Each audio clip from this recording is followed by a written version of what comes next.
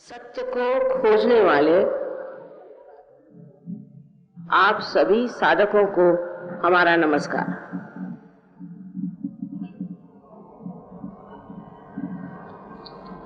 सबसे पहले ये जान लेना चाहिए कि सत्य है वो अपनी जगह पर है,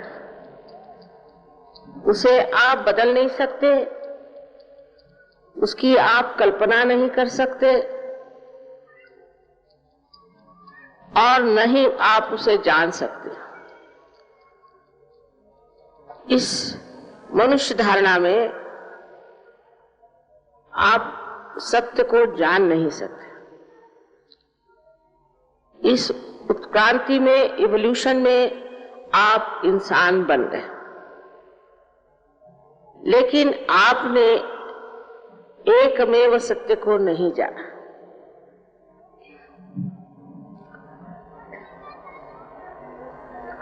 सत्य अनेक नहीं हो सकते।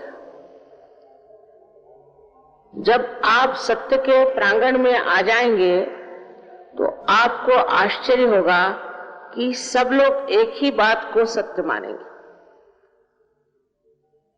फिर किसी तरह का झगड़ा हो ही नहीं सकता, कोई उसमें वाद विवाद हो नहीं सकता।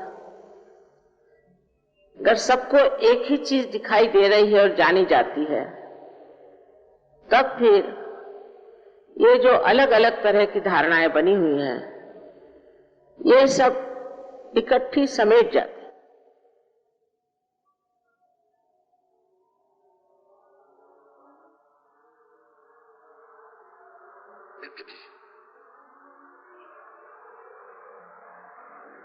सबसे पहले तो मैं आपसे जो कुछ कहना चाहती हूं उस पर किसी तरह से भी आप अंधी श्रद्धा न रखें। कोई सी भी बात जो कही जाएगी उसको एक शास्त्रीय तरीके से देखा जाए। जो लोग कहते हैं कि परमात्मा नहीं है, उनकी कोई शक्ति नहीं है, उनके लिए यही कहा जा सकता है कि ये बड़ी अशास्त्रीय ढंग की बात है, घटिया बात है। क्योंकि अगर आपने अभी पता ही लगाए नहीं कि परमात्मा है या नहीं और आप ऐसे ही कहते रहे कि परमात्मा नहीं है, तो ये बड़ी अहंकार की बात है। कम से कम शास्त्रीयता से इसको पता लगा ले। अगर वो है तो फिर तो मानना होगा। इसी प्रकार जो कुछ भी आज आपके सामने मैं निवेदन कर रही हूं, उसको आप पड़ताल लें, देख लें। अगर वो सिद्ध हो जाए तो एक ईमानदार इंसान के नाते आपको उसे मानना पड़ेगा। क्योंकि ये जो सत्य है, इसी से हमारे सारे प्रश्न छूट जाए।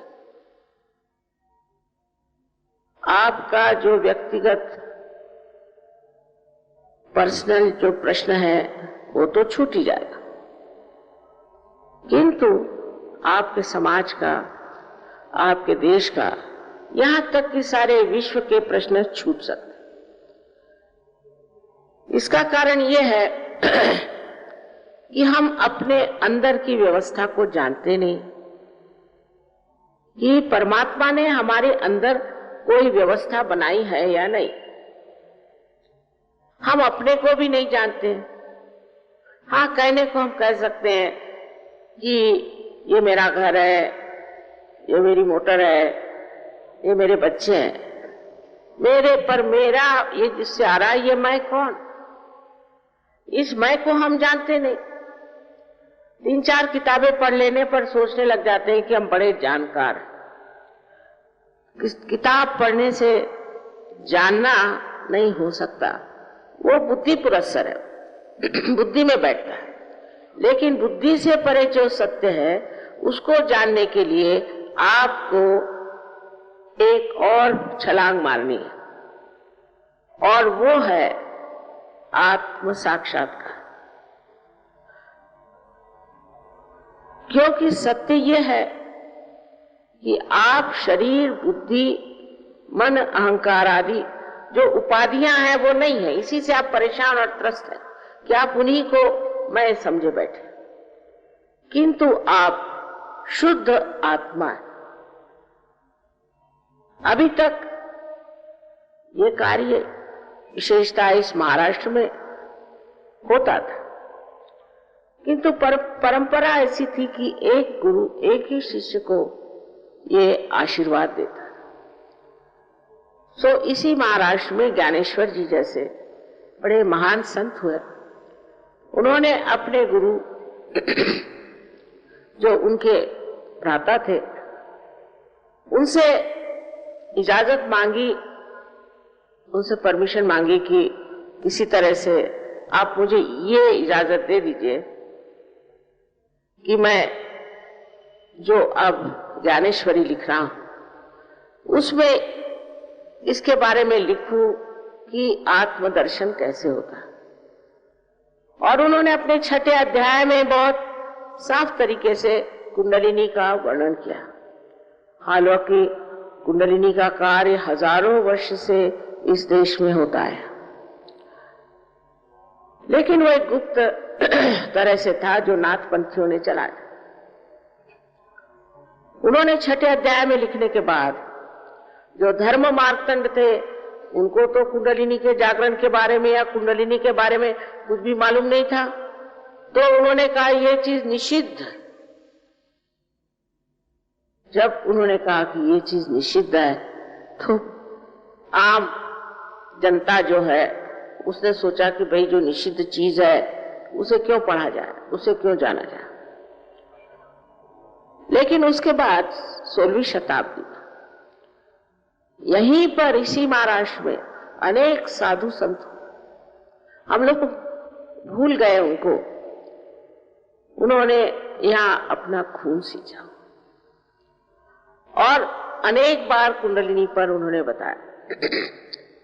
छत्रपति शिवाजी महाराज के गुरु रामदास स्वामी, उनसे पूछा गया कि ये कुंडलिनी का जागरण कितनी देर में होता है, तो उन्होंने कहा तत्क्षण, उसी क्षण होता है, किंतु लेने वाला चाहिए और देने वाला चाहिए। ये सारी बातें अब किताबों में रह गई और बाकी सब बेकार की बातें आज समाज में फैल रही हैं।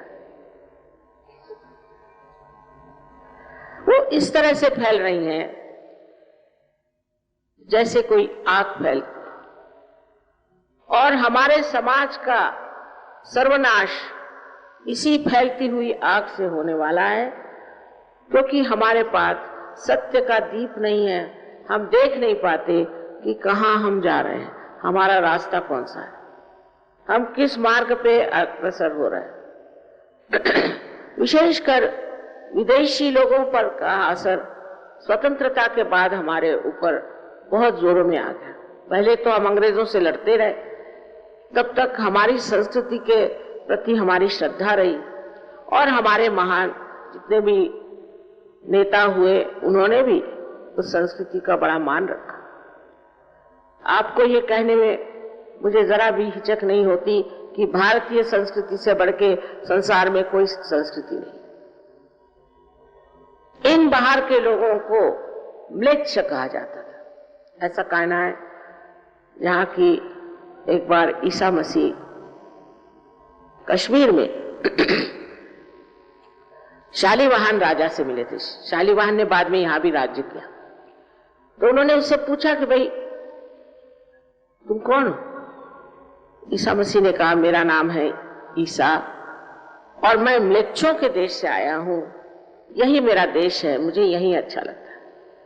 तो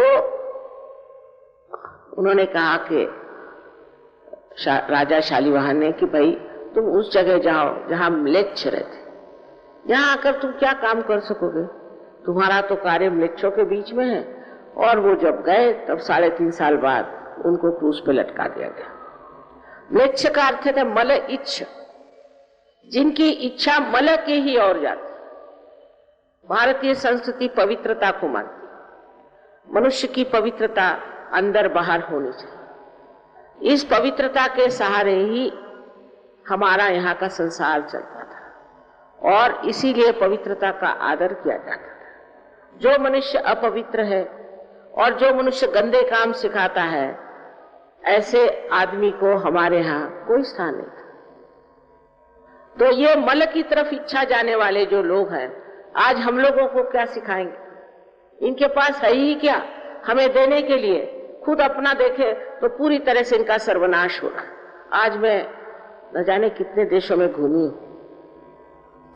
उनके अंदर जो बिल्कुल मूलतः जो पवित्रता का विचार होना चाहिए वो ही नहीं है। वो तो समझते ही नहीं। न जाने कैसी कैसी बातें वो निकालते हैं। छोटे बच्चों को मार डालते हैं, उनको पता नहीं क्या करते हैं। दुनिया भर के गंदगी, मैंने नर्क से भी बदतर चीजें वो लोग करते हैं। उनसे हमें क्या सीखने का है? आजकल मैं देखती हूँ हर जगह हमारा भी वही हाल हो रहा है। हमारे बच्चे भी उनकी तरह गंदे कपड़े पहन के घूमते हैं। गंदगी तो उनके जीवन का लक्ष्य ही है और उसी ओर जाते हैं। और हजारों वर्ष से हमने इनको म्लेच्छ कहा,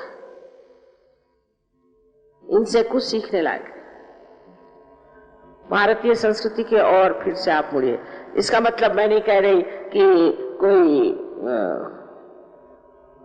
धार्मिकता का वो झंडा लेके चले हैं, कुछ नहीं। धर्म अपने अंदर होता है। जब तक वो जागरूक नहीं होता है, किसी भी धर्म का नाम लेना बिल्कुल व्यर्थ बात है। कोई हिंदू हो, चाहे मुसलमान हो, ईसाई हो, कुछ भी हो, वो हर तरह का पाप कर्म कर सकता है। उसको कोई धर्म रोकता है? कोई रोक नहीं सकता। पर जब आपके अंदर धर्म जागृत हो जाता है तो आप स्वयं एक साधु हो जाते हैं, एक संत हो जाते हैं। उसके लिए घर द्वार छोड़ना, ये इसकी कोई जरूरत नहीं। ये सब अंदर की महिमा है। इसीलिए जब हम अंदर के अंतरतम अपने सौंदर्य को जानते हैं, अपने गौरव को जानते हैं, तभी हम अपनी इज्जत करना शुरू कर देते हैं। और उस आत्म के प्रकाश में जो कुछ गंदगी अपने आप छूट जाती है। आश्चर्य तो ये है कि ये म्लेच्छ लोग जहां मैं जाती हूँ, ये आप लोगों से आगे बढ़ गए। मेरे ख्याल से जितने ये नीचे गर्त में थे उतने ये ऊंचे उठ गए। पता नहीं कैसे, मेरे तो समझ में नहीं आता कि लाखों के तादाद में इन्होंने आत्मदर्शन की इच्छा करी। जिन्होंने भगवान का नाम भी नहीं सुना, ऐसे रशियन लोग हजारों के तादाद। और उन्होंने मुझे जैसा पहचाना, मुझे आश्चर्य उनका भी होता है, क्योंकि मैं तो कोई सीधी सरल हूं, मैं कुछ सींग लगा के नहीं घूमती हूं। लेकिन उन्होंने किसी भी दुष्ट गुरु को वहां टिकने नहीं दिया, सबको उठा भगाया। सिवाय मेरे वहां कोई नहीं जा सकता। आखिर उन लोगों के पास इतने सूझबूझ क्यों आई? उसकी बात यह है कि धर्म के नाम पे हमने भी कर्म कांड करके और आपसी द्वेष भाव करके और धर्म को नष्ट कर दिया। धर्म माने प्रेम है, सत्य माने प्रेम है। जिससे आपको प्रेम होता है, आपके बच्चे हैं, पत्नी है, पति है, जो भी हो, माँ है, उसकी सारी बातें आप जानते हैं ना, उसका सारा ज्ञान आपको हो जाता है। उसी प्रकार ये जो आत्मा का दर्शन है, इसमें आप समझते हैं कि आप प्रेम का सागर हैं और इस प्रेम के सागर में डूबने का जो मजा है, जो आनंद है, उस आनंद के उपभोग के बाद फिर आपसे नफरत नहीं होती। आप सबको माफ करते चलते हैं और नफरत अपनी खत्म हो जाती। सबसे बड़ी चीज यह है कि पहले हम भारतीय संस्कृति की जो नींव है उसे समझें, और वो एक ही है कि आत्मा का दर्शन प्राप्त करना। सारे धर्मों का भी यही कहना। कौन सा धर्म जो नहीं कहता है? आप अगर कुरान में देखें तो उसमें लिखा हुआ है कि आपको वली पीर होना चाहिए। आप बाइबल में देखिए तो बिल्कुल सेल्फ नॉलेज की बात की है, thou shalt know yourself। ऐसा कोई धर्म नहीं है जिसने ये बात नहीं की कि आप अपने आत्मा का दर्शन पहले करें, तब फिर आपको परमात्मा का भी दर्शन हो सकता। आत्मा का दर्शन करने के लिए जो विचित्र विचित्र बातें, कर्मकांडी बातें लोगों ने फैलाई हैं, उनको छोड़ देना चाहिए। या ऐसा कहिए कि जिस सीढ़ी से आप गुजर रहे हैं वो सीढ़ी छोड़ के ही आप दालान में आ सकते हैं। तो इसलिए जो बहुत सी बेकार सी चीज है, उपवास,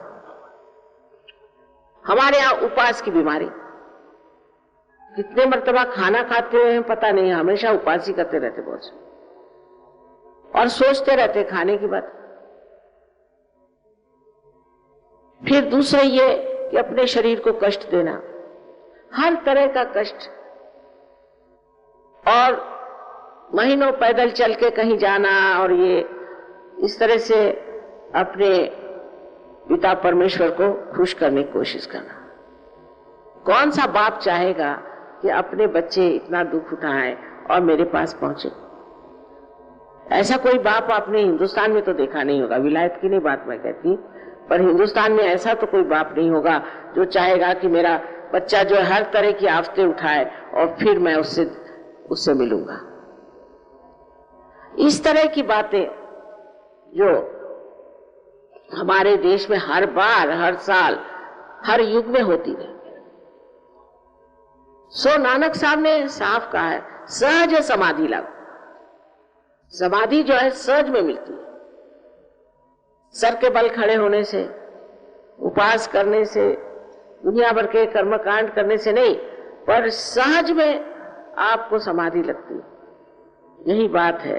और सहज का मतलब है आपके साथ पैदा हुआ। ये योग का आपका जन्म सिद्ध अधिकार है। जैसे तिलक ने कहा था, तिलक साहब बहुत साफ कहा था कि स्वातंत्र्य ये हमारा जन्म सिद्ध अधिकार है, और मैं कहूंगी कि स्वतंत्र को जानना ये हमारा जन्म सिद्ध अधिकार है। स्व माने हमारी आत्मा, और उसके तंत्र को हमें जानना चाहिए, उसको पहचानना चाहिए। आप ये साधारण मनुष्य नहीं। जैसे समझ लीजिए एक छोटा टेलीविजन लेकर आप कहीं देहात में, जंगल में चले जाएं और उनसे कहिए कि इसमें ये मूर्ति दिखाई देगी, वो मूर्ति दिखाई देगी, या कहिए कि इसमें आपको फिल्म दिखाई देगा, तो आप कहेंगे वाह वाह ये तो एक डब्बा है, इसमें क्या दिखाई देगा। देहाती तो नहीं समझ पाएंगे ना, लेकिन हम भी अपने को डब्बा ही समझते हैं। जिस वक्त ये कनेक्शन आपका उस विशेष परमात्मा की शक्ति से हो जाता है, तभी तो आप जान सकते हैं कि आप क्या है। तो दूसरा सत्य यह है कि इस सारे चराचर सृष्टि में एक महान शक्ति कार्य करती है, जिसे हम लोग परम चैतन्य कहते हैं, कोई रूह कहता है, कोई उसे all pervading power of divine love कहता है, चाहे उसे किसी भी नाम से कहे। जैसे पतंजलि ने से ऋतंभरा प्रज्ञा का, आप नाम उसे कुछ भी दीजिए, मतलब ये है कि वो एक महान शक्ति है, और ये शक्ति सारे जीवंत कार्य करती है। जैसे अब देखिए यहाँ इतने सारे फूल हैं, हम लोग सोचते भी नहीं कितना बड़ा चमत्कार है कि ये फूल एक बीज से निकले और तरह तरह के रंग और तरह तरह की खुशबू लेकर के संसार में आए। ये कैसे आई, ये कैसा चमत्कार घटित हुआ, किसी भी चीज के बारे में हम सोचते नहीं। यानी समझिए कि हमारा हृदय कौन चलाता है। अब डॉक्टर से पूछे तो वो कहेंगे ऑटोनॉमस नर्वस सिस्टम। ऑटो कौन है, ऑटो कौन है, उसका जवाब नहीं, क्योंकि हम बाहर से किसी चीज को देख रहे हैं, पर अगर अंदर से हम जाने तो हमारे अंदर अनेक शक्तियां ऐसी हैं जो हमने आज तक इस्तेमाल नहीं की।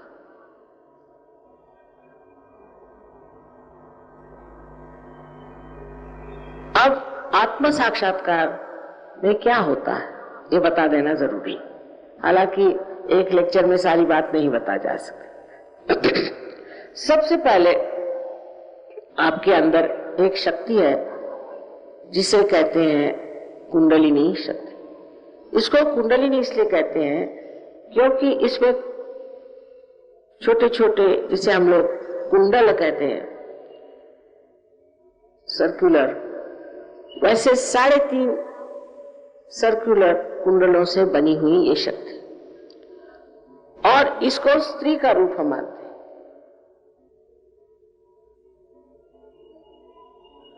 इसको हम स्त्री का रूप मानते हैं, जो कि ये आदि शक्ति का ही प्रतिबिंब है, रिफ्लेक्शन है।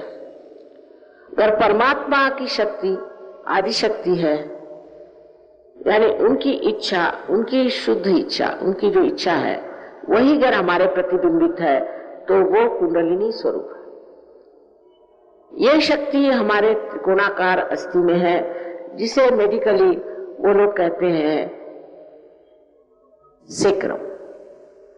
सेक्रम का मतलब सेक्रेट। इसका मतलब कि ग्रीक लोग जिन्होंने नाम दिया है वो लोग जानते थे कि ये शक्ति हमारे अंदर सेक्रेट बोन में है। इतना ही नहीं, उनकी जो देवी है आदिशक्ति, उसको वो अथीना कहते हैं। अथ माने प्राइमोर्डियल, जो प्राइमोर्डियल मदर है उसका नाम अथीना रखा है। इतनी चीजें उनसे मिलती हैं। अगर आप कभी जाएं ग्रीस तो देखिएगा कि आपको आश्चर्य होगा कि हमारे शास्त्रों में ग्रीस के बारे में कितना कुछ लिखा गया। लेकिन ये सब होते हुए भी इसका ज्ञान आधा अधूरा ही लोगों में था, क्योंकि जो पाते थे वो प्यार के और आनंद के सागर में खो जाते थे। और लोग भी उस जमाने में ऐसे थे, इतने लोग कहां जो कि सत्य के खोज में आए।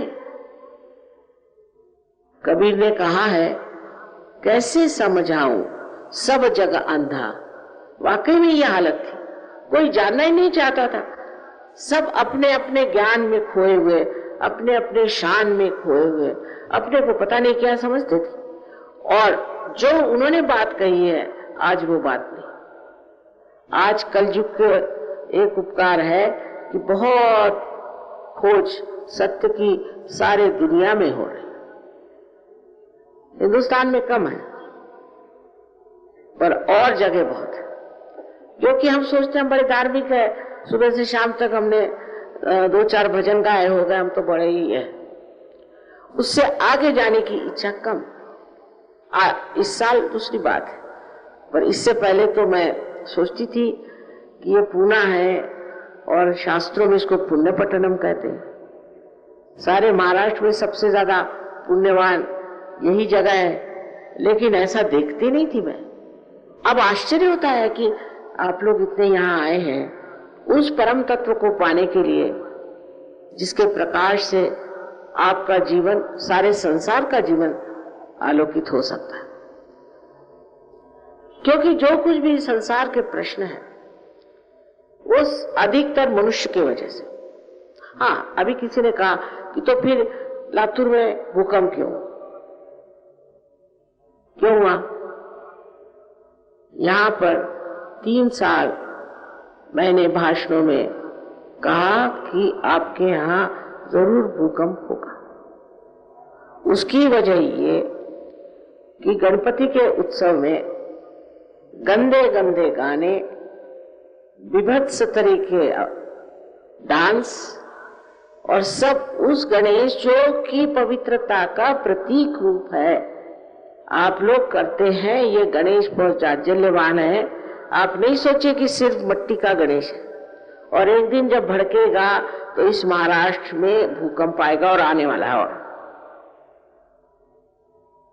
यहाँ 4 गणेश वर्तमान है, वो स्वयंभू है। स्वयंभू माने वाकई पृथ्वी से आए हुए। और आप उनमें जाके जब आत्म साक्षात्कार में देखिएगा तो सब में से चैतन्य बहता। और वहां पर हमारे लोग गणपति की ऐसी विभत्स विटंबना करें सो गणपति नहीं सहन कर सकेंगे, वो बहुत जाज्वल्यवान है। और अब वही हुआ। एक लातूर ही ऐसा हमारा सेंटर था जहां मैं नहीं गई, और वहां पर ये बड़ा भारी भूकंप हुआ। बहुत दुख की बात है, क्योंकि चतुर्दशी के दिन के बाद गणपति विसर्जित करके सब लोग आए और शराब पी के नंग धुड़ंग होके नाच रहे थे और सब गड़प होगा। और दूसरी आश्चर्य की बात है, आप पता करें कि एक भी सहयोगी के घर में जरा सी भी कोई ऐसी लकीर भी नहीं आई और एक भी सहयोगी मरा नहीं। अब आप कहेंगे कि मां ये कैसे, आप जाके पता करें। जिस भगवान को आप बहुत मानते हैं, अब यहां भी मैंने देखा कि क्रीड़ा नगरी में गणपति वगैरह बनाए, सब कुछ किया, उनकी इज्जत तो करना जानते नहीं। क्या उनकी मूर्ति बना देने से या देखे ऐसे नमस्कार करने से हो जाता है? अगर आप वाकई गणेश जी को मानते हैं तो सबसे पहले जान लेना चाहिए कि आपके अंदर पवित्रता आनी चाहिए। वो चिर बालक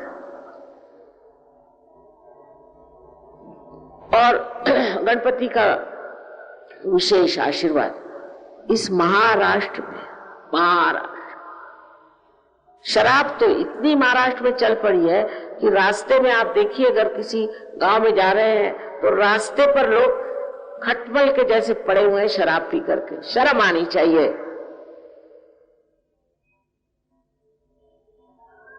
इतनी शराब जो महाराष्ट्र में आ गई, मैंने तो सोचा था मैं महाराष्ट्र में प्रोग्राम ही नहीं करूं। औरतें, आदमी सब बेशर्म जैसे शराब पीते हैं और इसका परिणाम जो होगा वो मैं जानती हूं, बहुत भयंकर। लेकिन आत्म साक्षात्कार के बाद आप पी नहीं सकते। आप कोशिश कर लीजिए, आप पी नहीं सकते। क्योंकि अगर किसी का शराब मत पियो तो आधे लोग उठ के चले जाएंगे, अरे ये कैसे का, हमारा तो सारा ही मजा करके किरकिरा हो, हम कैसे रहेंगे बगैर शराब के। बाप रे बाप, ये तो बहुत ही आफत आ गई। लेकिन आपको हैरानी है कि एक बार सहज के गली में आ जाओ, फिर आप शराब की तरफ नहीं जाएंगे, क्योंकि अपना ही आनंद आत्मा का इतना ज्यादा और सुखद है कि फिर कौन शराब पीने चला। अपने आप छूट जाए। ये सारी आदतें हमारे यहाँ इंग्लैंड में वगैरह बहुत से लोग आए थे, सब ड्रग एडिक्ट्स, उनकी ड्रग्स एक रात में छूट गई। मैं झूठ नहीं बोल रही, ये सही बात है। एक रात में उनकी छूट गई। वो चाहे कुछ उस पर सोचे या न सोचे, दूसरे दिन से वो पी ही नहीं सकते। क्योंकि क्या होता है, अगर समझ लीजिए मैं एक जिद्दी औरत हूं और किसी को सुनती नहीं, अधिकतर आजकल ऐसे ही लोग हैं, हाथ में मेरे सांप और सांप को पकड़े हुए जोर से, और किसी ने बताया कि आपके हाथ में सांप है, आपको काटेगा। जब तक काटेगा नहीं मैं सुनने नहीं वाली कि ये सांप है। मैंने नहीं भाई, ये तो बोरी, अंधे है ना। लेकिन अगर थोड़ा सा भी प्रकाश आ जाए और दिखाई दे कि मेरे हाथ में सांप है तो फौरन छोड़ दूं। इसी प्रकार ये सब नाशवान चीजें, भगवान ने आपको इस संसार में अपना नाश करने के लिए नहीं बनाए। कम से कम मुक्ता से आप अपनी नाक कान काटो तो उसे कौन क्या कर सकता। लेकिन भगवान ने आपको इसलिए नहीं बनाया। उन्होंने बनाया है कि उनके साम्राज्य में आओ और आनंद से विराजमान और शहंशाह जैसे। आपकी सारी विपत्तियां और तकलीफें इन चक्रों की वजह से। मैंने पहले ही कहा कि लोग कहते हैं कि वहां क्यों भूकंप हुआ, ये क्यों हुआ, क्योंकि आपके चक्र खराब है। आपके चक्र अगर ठीक हो जाए, जिस पे आप आधारित, आप ठीक हो जाएंगे और दूसरे भी ठीक हो सकते। इस तरह से अगर बहुजन ऐसा समाज हो जाए कि जो सब आत्म साक्षात्कारी हो, जिसके अंदर आत्मा का प्रकाश हो, तो दुनिया ही बदल जाए। आप देखिए, एक साक्षात्कारी आदमी के हाथ का जो चैतन्य है, उससे आपके यहाँ की जो बड़ी समस्या खाने पीने की है वो बहुत आसानी से सुलझ सकती है। कैसे कि इस चैतन्य से आपका जो एग्रीकल्चर है, खेती का जो व्यवहार है, सो आपकी खेती कभी कभी 10 गुना हो जाएगी और नॉन हाइब्रिड सीड से भी आप खेती कर सकें। हमने यहाँ पर एक एक्सपेरिमेंट करके और हमारे यहाँ एक सूर्य फूल बनाया। वो 2 फुट बड़ा था, 2 फुट उसकी सर्कमफरेंस नहीं, उसकी डायमीटर 2 फुट। और उसको देख करके फिर पेपर वालों ने भी छापा, कलेक्टर भाई ने भी माना, पर बस खत्म। उसके बाद कोई आए नहीं। अरे 1-2 पैसा भी नहीं उसके लिए खर्च करना, आपकी खेती बढ़ सकती है, आपकी हिंदुस्तानी गाय दूध दे सकती है और इन दूसरे गायों से तो दूध पीना ही नहीं चाहिए। आप भी इन लोगों जैसे पगला जाएंगे। जैसे विदेश के लोगों को कोई रास्ता नहीं मालूम कहाँ चलना है और कहाँ नहीं जाना, उसी तरह आप भी हो जाएंगे। इन गायों के तो दूध पीने ही नहीं चाहिए, लेकिन अपनी ही गाय का दूध इतना बढ़ जाता है। और अब तो महाराष्ट्र में इतना दूध बढ़ गया है कि मैंने सुना कि दूध को वो समुद्र में फेंक दे रहे। इतना तो आपके यहाँ दूध आ गया। और तो भी आश्चर्य की बात यह है कि लोग सहज के गौर नहीं आते, जो आसानी से आप प्राप्त कर सकते। इसमें कोई हम आपसे पैसा नहीं लेते, नहीं आपको कोई पैसा देना है। इसका पैसे से क्या मतलब हो सकता है? परमात्मा को क्या पैसा और आपके बैंक वगैरह मालूम है क्या? ये तो आपका सर दर्द है। आपको जब आशीर्वाद मिलता है तो सबसे पहले आप समझते हैं कि आपके हाथ में चैतन्य की लहरियां बही। कुरान में लिखा है कि जब कियामा आएगा, जब तुम्हारा ऐसा समय आएगा कि पूरी तरह से आदमी बदल जाएगा, यही कियामा, उस समय आपके हाथ बोलेंगे। ये मोहम्मद साहब ने लिखा और आपके खिलाफ शहादत देंगे।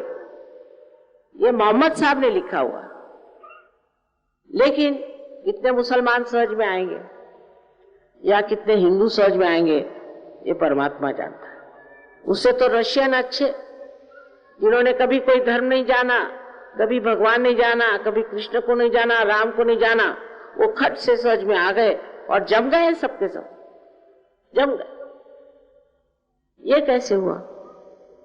क्योंकि उनमें जड़वाद नहीं है, मटेरियलिज्म नहीं। हमारे यहां तो जड़वाद ही भी खा गया। उसमें तरह तरह की गंदगियां आती। आज जड़वाद ने हमारे देश को भी जकड़ लिया। मैं मानती हूं कि संसार में जो आप रह रहे हैं, आपको जीने के लिए भी बहुत कुछ करना पड़ता है, लेकिन सहज में आते ही आपके सामने लक्ष्मी खड़ी। लेकिन लक्ष्मी का स्वरूप समझना चाहिए। वो शराबियों के पास नहीं आती और जुगारियों के पास भी नहीं आती, और जो बदतमीज इंसान होते हैं उनके पास भी नहीं आती। आपको अगर आप लक्ष्मीपति हैं तो दिखाई देगा कि आप लक्ष्मीपति। एक तबीयत बदल जाती और वो तबीयत कंजूसीपना और दूसरों को नीचे दिखाना छोड़ करके एक बहुत ही उदात ऐसी एक हस्ती, एक पर्सनालिटी बन जाती है। और उसका जो मजा है वो हजारों चीजें होने पर भी नहीं। फिर आप कला को समझते हैं, आप गरीबों को समझते हैं, आप सब चीज को समझते हैं और उनके लिए क्या भला है ये भी सोचते हैं। एक दूसरा ही जीवन शुरू हो जाता है और आपका जीवन भी खुशहाल रहता है, आपके घर में भी सौख्य रहता है। अब एक बात है, हम लोग शांति की बहुत बात करते हैं। आजकल तो बहुतों को शांति का अवार्ड भी मिलता है। अब इन लोगों को भी मैं जानती हूँ, कुछ मेरा नसीब ऐसा है कि ऐसे भी लोग बहुत मिलते हैं मुझे। उनके शांति कहां से होगी? वो तो इतने गुस्सैले लोग हैं कि उनसे आप बात नहीं कर सकते। उनके पास जाइए तो बीच में कुछ डंडा वंडा लेके जाइए, नहीं तो आप पे कब बिगड़े पता नहीं, और इनको शांति के अवार्ड मिलते।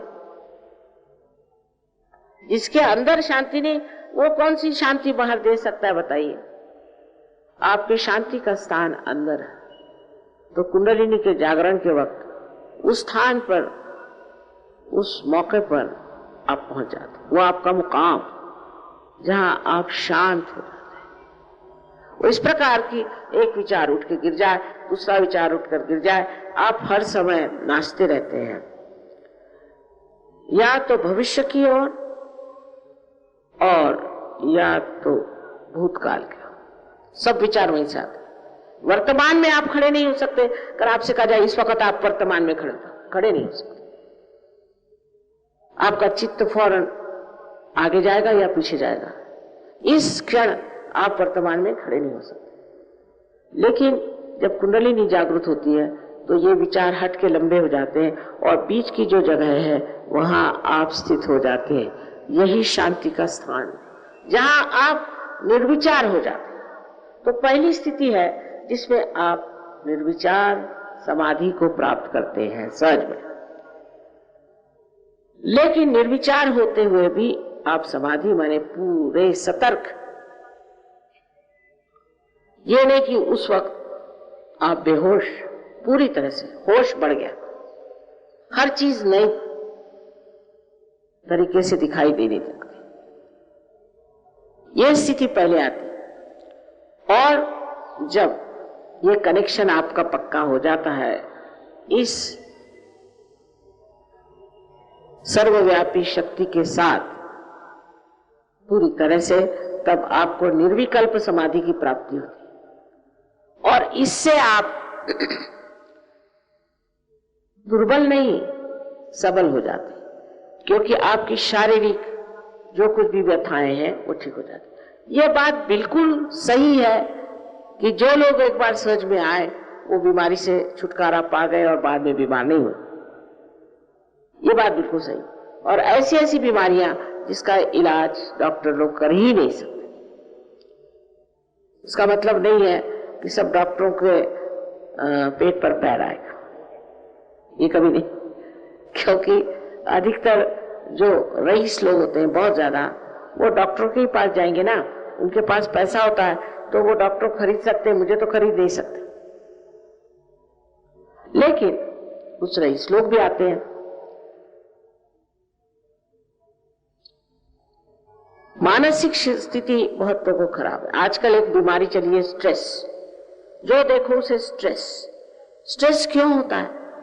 क्योंकि आप जब कार्यान्वित होते हैं तो आपके अंदर अहम भाव बढ़ता है और वो सर पे छा जाता है, एक शिरस्त्राण जैसी यहाँ पर। लेकिन जब कुंडलिनी जागृत होती है तो वो इस ब्रह्मरंध्र को छेद देती है और मानो एक छेद सा, जिसमें से आपकी सारी परेशानियां, आपका सारा स्ट्रेस निकल जाता है। और आप महसूस कर सकते हैं कि आपके सर के अंदर से ही ठंडी ठंडी हवा आ रही। उसमें शंका करने कोई बात नहीं, क्योंकि आप ये सब हैं, यह आप ही की शक्ति है, आप ही के अंदर से ही जागृत हुई और आप ही को इसने आशीर्वादित किया। समझ लीजिए कि आपकी अपनी व्यक्तिगत मां है, आपके बारे में सब जानती है। जैसे टेप रिकॉर्ड होता है, ऐसे इसने अपने अंदर सब आपके बारे में जान रखा और वही आपको पुनर्जन्म देती है और आपका दूसरा जन्म होता है जिसके लिए वो लालायित है। इसमें हमारा आपका कोई लेना देना नहीं बनेगा, कोई भी नहीं, क्योंकि आपकी शक्ति है। अब समझ लीजिए कि एक दीप जला हुआ और उसने अनेक दीप जला दिए, तो उसमें उस दीप का क्या लेना देना बना रहा? इसलिए इसमें कोई भी आभार किसी के मानने की बात नहीं है। उल्टे हमें ही आपके आभार मानने हैं कि आप लोग आए और अपने आत्म साक्षात्कार के इच्छा से यहाँ बैठे रहे। इतने देर कोई बैठते भी नहीं लोग आजकल को, तो पता नहीं क्या आदत लग गई है कि वो आराम से इतनी देर शांति से बैठते भी नहीं। बहरहाल जो भी हो, यह आपका अपना अधिकार है। और फिर सबसे बड़ी बात जो होती है कि आपकी आध्यात्मिक उन्नति। आध्यात्मिक उन्नति का मतलब यह है कि आप एक बहुत ऊंचे दर्जे के इंसान हो जाते हैं। आपके हाथों में अनेक शक्तियां दौड़ने लग जाती हैं। आप भी लोगों को पार करा सकते हैं और आप भी लोगों को रियलाइजेशन दे सकते हैं। इसके लिए जरूरी नहीं है कि आप कुछ रुपया खर्च करें या कुछ करें। सिर्फ एक बात है कि थोड़ी नम्रता जरूर होनी चाहिए। अब हमारे जो जहां पर ये लोग प्रोग्राम वगैरह करते हैं, बहुत सर्वसाधारण तरह की जगह है। उसमें क्योंकि हम लोग पैसा ऐसा लेते नहीं ना, उसमें जैसे भी है बहुत विद्वान लोग हैं और आपको सब बता देंगे कि आपके अंदर चक्र कैसे हैं और वो चक्रों की शुद्धता कैसी करनी है और आप किस तरह से इसको पा करके दूसरों की चक्रों को ठीक कर सकते। तो आपका जो नया आयाम आता है उसे कहते हैं सामूहिक चेतना, कलेक्टिव कॉन्शियसनेस। माने आपके हाथ पर आप महसूस कर सकते हैं अपने चक्र और अपने ही हाथ पर आप दूसरों के चक्र भी महसूस कर सकते हैं। अगर आपको ये मालूम हो कि हम अपने चक्र कैसे ठीक करें और हम दूसरों के चक्र कैसे ठीक करें, बस हो गया। 1 महीने में आप अपने गुरु हो जाते हैं। आप समझ जाते हैं कि आपके लिए कौन सी चीज ठीक है और कौन सी नहीं। समझ नहीं जाते, ये आपके अंदर ये बैठ जाता है। जैसे कोई चीज है वो ठंडी है कि गर्म है, ये आपके नस नस में आप जानते हैं, आपके सेंट्रल नर्वस सिस्टम में आप जानते हैं। इसी प्रकार आप जान सकते हैं। सत्य को आप अपने उंगलियों पे, फिंगर टिप्स पे जान सकते हैं। ये आपके अंदर सब बना हुआ है। जैसे एक ये बना हुआ है इंस्ट्रूमेंट है, लेकिन अगर इसका कनेक्शन मेन से नहीं हुआ तो ये बेकार है। इसी प्रकार आपकी भी कोई विशेष हस्ती नहीं है, पर जब उस परम चैतन्य की शक्ति से एकाकारिता साध्य होती है, तब आश्चर्यचकित आप होंगे कि आप हैं क्या।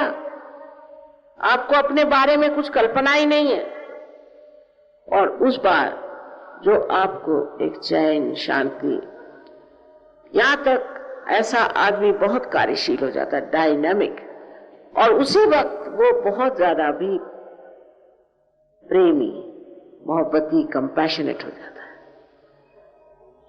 उसके आगे सिर्फ एक ही बात रहती है कि मैं किस तरह से सबका भला कर सकूं। बड़ा आनंद आता। इसके लिए कोई किताबें पढ़ने की जरूरत नहीं है, कुछ नहीं है। बहुत से लोग कहते हैं माँ आपकी किताब दे दो, मत पढ़ो। एकाध पहले आत्म साक्षात्कार को प्राप्त करके और उसको पूरी तरह से जमा लो, एस्टैब्लिश करो, उसके बाद पढ़ो। कबीरदास जी ने कहा है, पढ़ी पढ़ी पंडित मूर्ख भये। इस पूना में ही मैंने ऐसे बहुत से देखे हैं, औरों की क्या कहूं। वे ज्यादा पढ़े हैं, इतने बुद्धिवादी हैं कि उनसे आप बात ही नहीं कर सकते। वो कुछ बोलिए, वो किताबी बताने लगता है, भाई तुमने कुछ लिखा है, तुम्हारा कोई विचार है कि तुम इसने कहा, उसने कहा, उसने कहा, उसने कहा।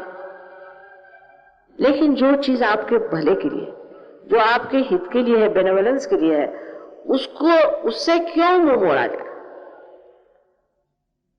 उसको क्यों न पा लिया जाए।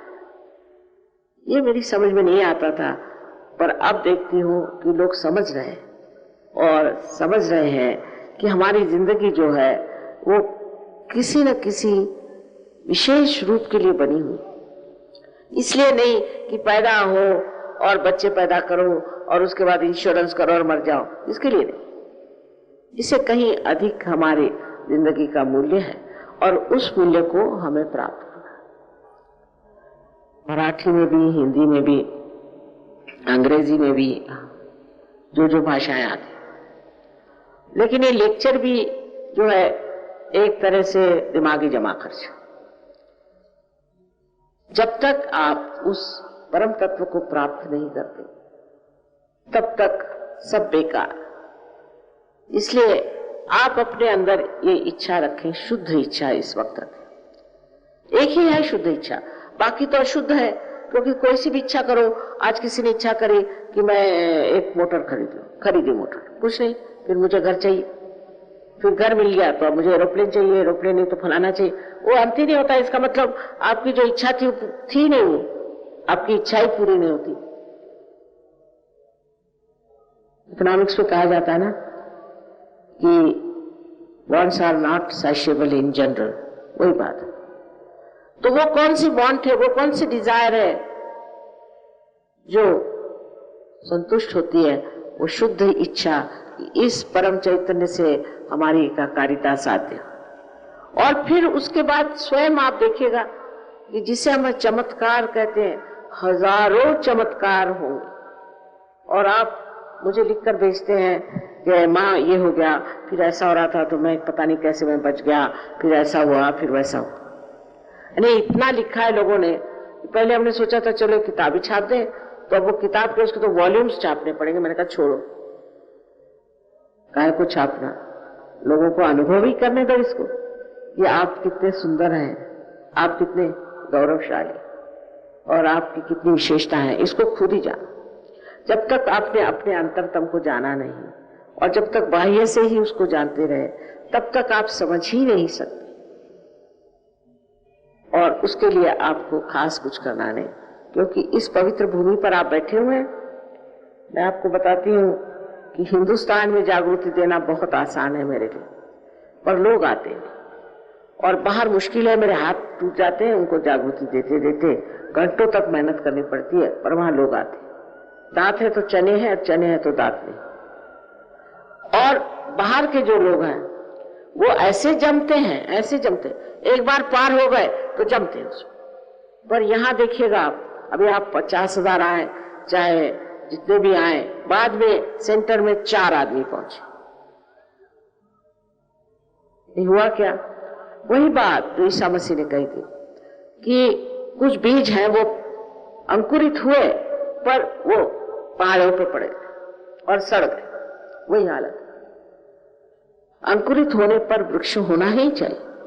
आप जितनी अपनी इज्जत करेंगे, अपने आत्म साक्षात्कार का अनुभव गहराई से पाना चाहेंगे, उतनी ही आपकी बुद्धि होगी और आपके सारे लाभ हो सकते हैं। और हम अपने भारतवर्ष को भी एकदम बहुत सुंदर सा एक आदर्श जो लोगों ने सोचा था ऐसी हालत में पा सकते हैं। सारी दुनिया इस भारतवर्ष के चरणों में आएगी, क्योंकि वो एक वृक्ष की तरह बाहर बहुत बढ़ गए, लेकिन उनकी जड़ें बहुत कमजोर हैं। और उस जड़ों का जो आधार है वो हमारे इस भारतवर्ष में, विशेषकर अपने महाराष्ट्र में। और इसको पाना, इसको प्राप्त करना भी बहुत सहज। सिर्फ फिर से कहूंगी कि एक शुद्ध इच्छा रखें और उसी शुद्ध इच्छा के सहारे आप इसे प्राप्त कर सकते। उसके लिए और कोई चीज की जरूरत नहीं। सिर्फ इसमें ये जान लेना चाहिए कि पूर्ण आत्मविश्वास रखें कि हम इसे प्राप्त कर सकते। ये नहीं सोचना चाहिए कि हम कैसे पा सकते हैं और हम तो पापी हैं और ये वो। इस वक्त आप कोई पापी वापी नहीं है। इस क्षण अपना जो कुछ भी भूतकाल है, पास्ट है, उसे एकदम भुला दीजिए। इस वक्त आपको प्राप्त होना है वो चीज जिसके लिए आप इस संसार में आए। और ये सब धारणाएं दिमाग से निकाल, जो आपको समझाते हैं कि आप पापी हैं वगैरह, सोच लीजिए वही पापी होंगे। आपको अपने प्रति गौरव और आदर होना चाहिए। कुछ भी हो, कुछ भी किया हो, आपको पता होना चाहिए कि परम चैतन्य जो है ये क्षमा का सागर है। सबसे ज्यादा ये क्षमा का सागर है। ऐसे तो ये ज्ञान का सागर है, ऐसे ये प्रेम का सागर है, लेकिन सबसे ज्यादा ये क्षमा का सागर है। और इसलिए आपका कोई भी गुनाह ऐसा नहीं है जो ये क्षमा नहीं कर सकता और अपने अंदर पूरी तरह से नष्ट नहीं कर सकते। इसलिए आप कृपया ये जान लीजिए कि अपने प्रति एक प्रसन्न चित्त रहना चाहिए इस वक्त। और जो और भी आसान चीज है वो है कि आप सबको एक साथ क्षमा कर दीजिए। बहुत से लोग कहते हैं क्षमा करना बड़ा कठिन है, पर सोचिए कि आप क्षमा करते हैं तब आप करते क्या है? कुछ भी नहीं करते। क्षमा करते वक्त आप क्या करते? कुछ भी नहीं करते। और क्षमा नहीं करते तो भी कुछ नहीं करते। पर जब आप क्षमा नहीं करते तब दूसरों के हाथ खेलते, गलत लोगों के हाथ खेलते, क्योंकि आप ऐसे लोगों के बारे में सोचते रहते हैं जिन्होंने आपको दुख दिया और आप अपने को दुख देते रहते हैं, नाराज होते रहते हैं, परेशान होते रहते हैं। इसलिए अगर आप अभी सबको एक साथ क्षमा करें, उनके बारे में सोचने की भी जरूरत नहीं, कोई सोचने की जरूरत नहीं, ऐसे ही क्षमा करें। क्षमा करते ही आप देखेंगे अभी बड़ा हल्कापन हो रहा है। सबको एक साथ क्षमा करें, क्योंकि जो आज्ञा का चक्र है ना, ये बहुत संकीर्ण है और इसके अंदर से कुंडलिनी को निकलने के लिए चाहिए कि वो जरा सा खुल जाए। वो क्षमा करने से खुल जाएगा। अपने को किसी चीज में दोष ही नहीं समझना चाहिए। अब ये अंग्रेजी तरीका है, उठे सुठे सॉरी सॉरी सॉरी। आजकल, पहले हम लोग तो जब छोटे थे, मतलब हम तो बहुत उम्र है हमारी, तो हम लोग तो आए बेगी और पाठ नहीं करते थे। तो आज के लिए सॉरी भाई, सॉरी का के लिए सुबह उठो तो सॉरी, शाम को उठो तो सॉरी, हर चीज में सॉरी कहेंगे। अपने को किसी चीज के लिए दोषी समझना, छोटी छोटी चीज में। अंग्रेजी तबीयत ऐसी होती कि अगर आपने चम्मच को उल्टा पकड़ लिया तो हो गया, आप काम से गए। ऐसे ही विचित्र लोगों को क्या कहना चाहिए? अरे भाई, कोई किसी को मार डाले या कुछ करे तो ठीक है, उसी पे वो रात दिन रोते रहेंगे कि अरे मैंने तो चम्मच उल्टा पकड़ लिया था, तो क्या हो गया? ऐसी जो संस्कृति है उथली बिल्कुल, कि चम्मच कैसे पकड़ते हैं आप और कप कैसे पकड़ते हैं और खाना आप कैसे खाते हैं, अरे इसमें रखा क्या? ऐसी उथली संस्कृति के लोग जो है वो अपने को बहुत दोषी समझते हैं। हिंदुस्तानी कम है ऐसे, तो उनका ये चक्र पकड़ता है। और जब ये चक्र पकड़ता है तो इससे अनेक बीमारियां हो सकती है। तो स्पॉन्डिलाइटिस नाम की जो बीमारी है जिसमें हड्डियां हिल जाती हैं, या अंजाइना नाम की बीमारी है, जो लोग अपने को सोचते हैं कि मैं बड़ा दोषी हूं और बात बात में सॉरी करते हैं,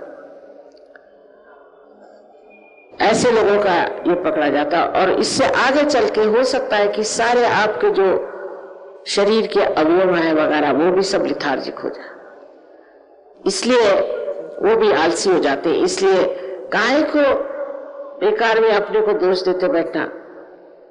आप में कोई दोष नहीं, जैसे भी है परमात्मा को प्यारे, उन्होंने आपको बनाया, वही जान ले।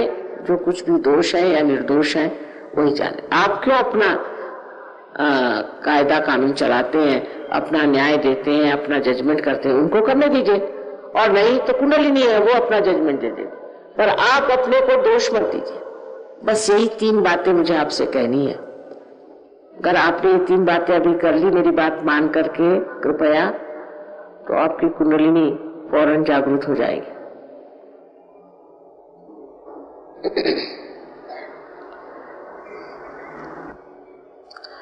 चौथी बात यह है कि आत्म साक्षात्कार के बाद हम पूरी तरह से इसमें अपने को ढालेंगे और अपना हम इस परम चैतन्य का जो भी योग हुआ है उसको स्थापित करेंगे। ऐसा वचन ही देना पड़ेगा, क्योंकि आधा अधूरा काम कभी भी फायदा नहीं करेगा।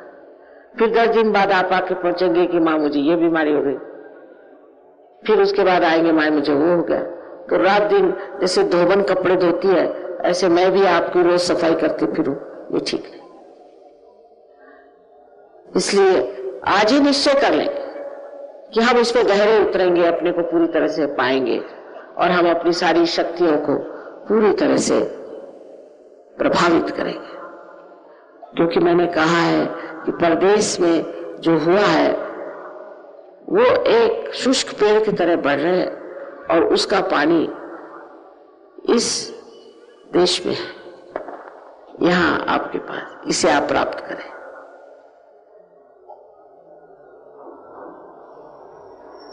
सबको मेरा अनंत आशीर्वाद। अब इसमें बहुत, मैंने आपसे कहा कि आप जहां बैठे हुए हैं यही पुण्य भूमि। क्या बताऊं मैं आप लोग विश्वास नहीं करेंगे कि हमारा देश एक योग भूमि है। किसी को समझता नहीं, इसलिए कि वो अभी आध्यात्म में उतरे नहीं। परदेश से जो यहाँ आते हैं लोग हमारे पास, वो प्लेन से उतरते ही जमीन को चूमते हैं, नमस्कार। इसी योग भूमि में हमें योग प्राप्त हो, इतनी इज्जत वो करते हैं इस देश की। और सारे तरफ चैतन्य है, पता नहीं आपको दिखाई देता है कि नहीं, सब दूर प्रकाश आकाश में, आप देखें सारे दूर चैतन्य फैला। इसका पूरा फायदा मैंने उठाया है और आप लोग भी उठाइए, क्योंकि ये हम सबके हित के लिए, सबके भलाई के लिए।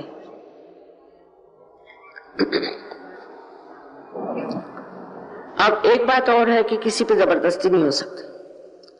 जिनको सहयोग करना है वो करें और जिसको नहीं करना है वो जाए, क्योंकि ये समय ऐसा आया हुआ है जिसको कि कहते हैं लास्ट जजमेंट। अब जिसको चाहिए कि वो परमात्मा की ओर जाए उनके लिए ठीक है, और जो नहीं चाहते उनके लिए भी ठीक है। किसी पे जबरदस्ती नहीं हो सकती, क्योंकि आपकी जो स्वतंत्रता है उसका मैं मान रखती हूँ, और उसके लिए आप अगर नहीं चाहते तो बेहतर है कि आप लोग तशरीफ बाहर ले जाएं। इसके लिए कोशिश करने से भी नहीं होगा। और बड़े घोड़े पे सवार आए हैं, उनको नहीं मैं पार कर सकती, माफ करें। सिर्फ वही लोग पार होंगे जो जानते हैं नम्रता पूर्वक कि हमें अपने आत्मदर्शन को प्राप्त करना। सो आप सबसे ये विनती है कि जो लोग नहीं चाहते वो कृपया यहाँ से बाहर चले जाएं तो अच्छा होगा, और जो लोग खड़े हैं वो कृपया बैठ जाएं। इस जमीन का फायदा उठाना चाहिए। बसूंगा।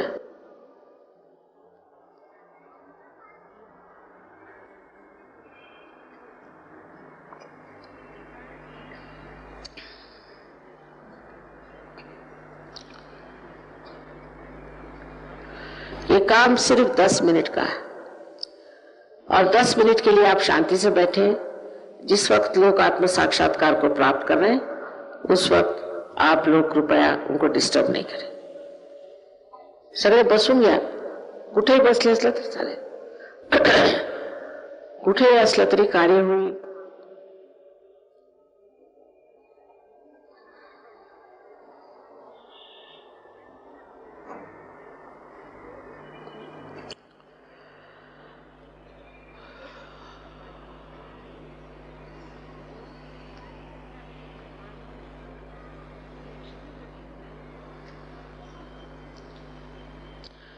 अब आपके पैर में अगर जूते हो तो उसे उतार दें और दोनों पैर जमीन पर अलग अलग रखें, जो कुर्सियों पे बैठे, और जो जमीन पर बैठे हो सिर्फ जूते उतार दें। पायातल्या पहाडा वगैरे काढून ठेवा, डोळे काढून ठेवा।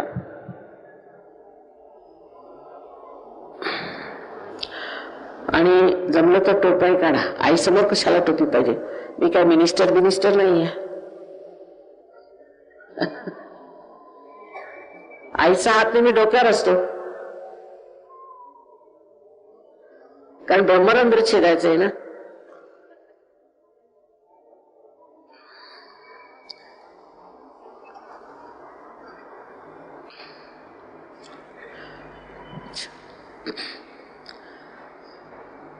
दोनों पैर अलग अलग रखिएगा, क्योंकि ये दो शक्तियां हैं, लेफ्ट एंड राइट, जिसके बारे में आप बाद में जान जाइएगा पूरी तरह से। अभी जो है दोनों पैर अलग अलग रखिए, जो लोग कुर्सियों पे बैठे।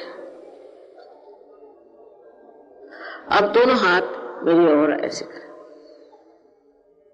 चश्मे भी उतार दीजिए, क्योंकि अब आंख बंद हो जाएगी आपकी, तो कोई जरूरत नहीं। दोनों हाथ ऐसे करें।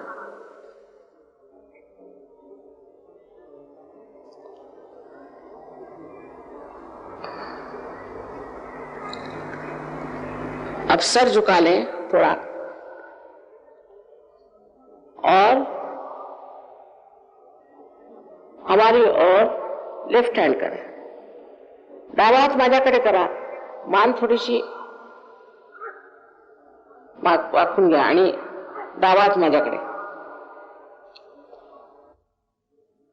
और आंख बंद कर लें, डोळे मिटा। अब राइट हैंड तालू के ऊपर रख के देखिए, टाळीवर ठेवा।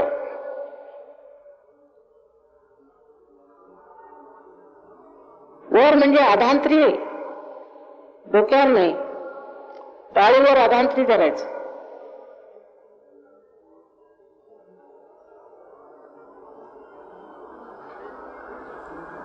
अब देखिए कि आपके सर में से, तालू पर से कोई ठंडी या गर्म हवा आ रही होगी। अगर आपने माफ नहीं किया तो गर्म आ रही होगी, माफ कर दीजिए। ठंडी या गर्म हवा, आदि शंकराचार्य ने कहा है सलीलम सलीलम, ठंडी ठंडी, किंतु गर्म भी आ रही है तो कोई बात नहीं।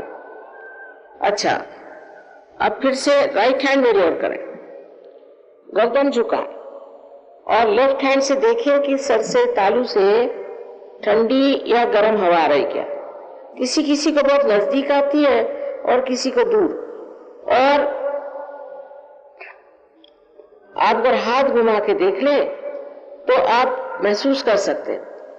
उजवा हात माझ्याकडे करायचा आणि डावा हात डोक्यावर अधांतरी धरायचा, मान वाकून घ्या आणि बघा थंड किंवा अशी गरम हवा डोक्यातून येते का।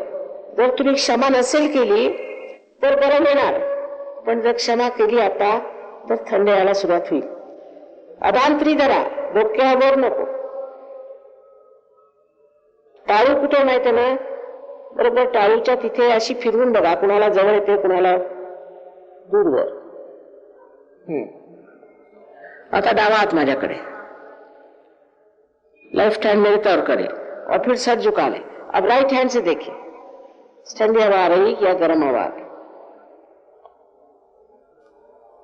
बिल्कुल सर के ऊपर नहीं पकड़ना है, अधांतरी माने उससे दूर, सर से दूर, तालू पर, कॉन्टिनेंटल बोन एरिया जिसे कहते हैं वहां पर।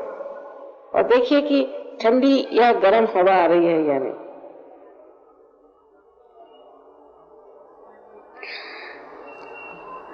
हाँ, अब दोनों हाथ आकाश की ओर करें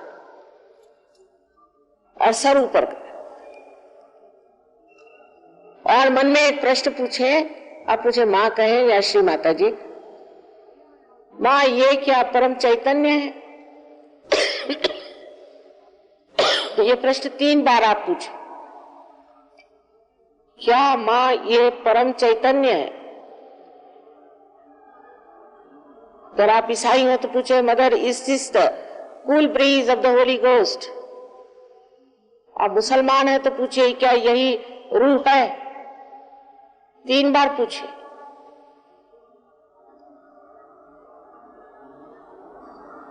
अब हाथ नीचे करें, दोनों हाथ मेरी ओर ऐसे करें और मेरी ओर देखें। निर्विचार हो गए, आप हो सकते हैं निर्विचार।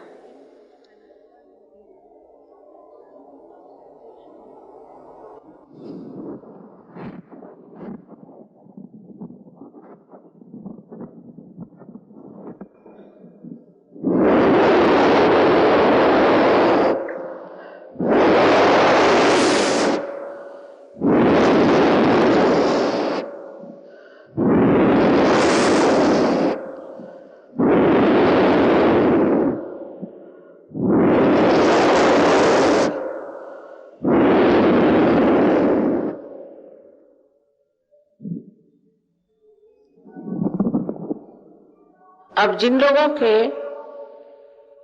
उंगलियों में या हाथों में या ब्रह्मरंध्र से, जिसे आप तालु कहते हैं, ठंडी या गर्म हवा आ रही, ऐसे सब लोग दोनों हाथ ऊपर करें। वाह वाह वाह,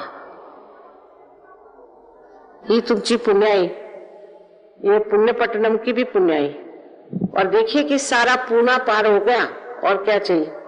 आप सब संतों को मेरा नमस्कार, मेरा नमस्कार, अनंत बार नमस्कार।